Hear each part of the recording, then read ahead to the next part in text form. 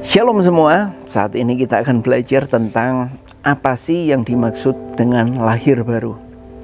Dalam Injil Yohanes pasal 3 ayat 3-7, kalau kita membaca ayat ini ya. Aku berkata kepadamu, sesungguhnya jika seorang tidak dilahirkan kembali, ia tidak dapat melihat kerajaan Allah. Banyak orang mengaku Kristen, tapi belum tentu dilahirkan kembali.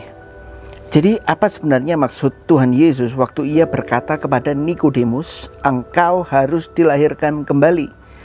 Bahkan orang pandai sekelas Nikodemus pun bertanya kepada Tuhan Yesus, apakah mungkin kita bisa dilahirkan kembali?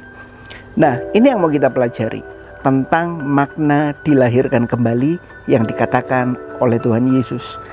Dalam bahasa Yunaninya, ayat ini dari terjemahan aslinya pakai kata noden, berarti from above, lahir dari atas atau dari Allah sendiri. Artinya bukan memulai hidup baru secara moral, tapi menerima hidup ilahi dari Roh Kudus. Ini bukan perubahan luar, tapi transformasi dari dalam hati. Ingat, jadi dilahirkan kembali bukan cuman moral kita yang berubah, tapi Tuhan mentransformasi dari hati. Kita lihat saja tokoh-tokoh Alkitab. Banyak yang Tuhan proses hidupnya secara luar biasa. Kenapa? Supaya karakternya berubah dari dalam. Karena semuanya itu terpancar dari dalam hati kita. Nah, bagaimana sih proses kelahiran baru kita?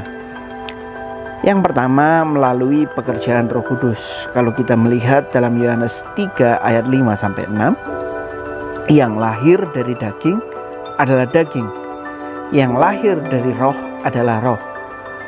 Roh Kudus menyalakan kehidupan baru dalam roh manusia yang sebelumnya mati karena dosa. Jadi ingat, Roh Kudus lah. Jadi kita harus menerima Roh Kudus. Kita harus percaya karya penyaliban Tuhan Yesus Kristus.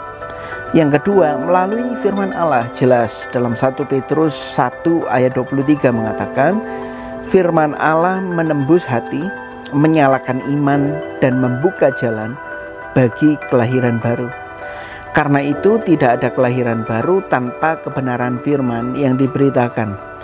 Jadi jelas orang yang suka baca firman, bukan cuma suka, dia menghidupi firman. Hidupnya pun akan diubahkan oleh firman Tuhan.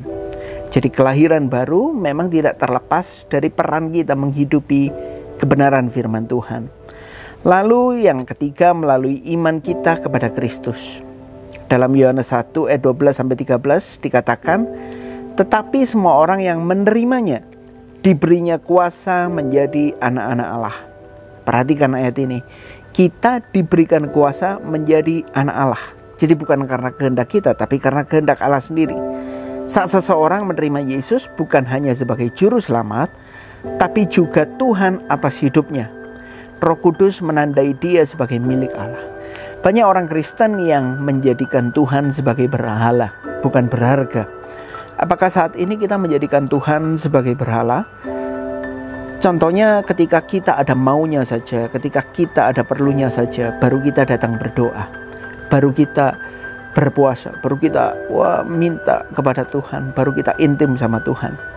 Ini yang menjadi evaluasi kita. Apakah kita menjadikan Tuhan berharga atau kita menjadikan dia sebagai berhala dalam tanda kutip. Lalu apa tanda orang yang dilahirkan kembali? Jelas hatinya haus akan Tuhan. Ada kerinduan baru untuk mengenal firman dan bersekutu dengan Allah. Jadi kalau kita dilahirkan baru, orang ini akan haus. Dia akan haus akan firman Tuhan. Dia akan suka berdoa karena dia sadar dia nggak bisa hidup tanpa Tuhan. Yang kedua, perubahan arah hidup.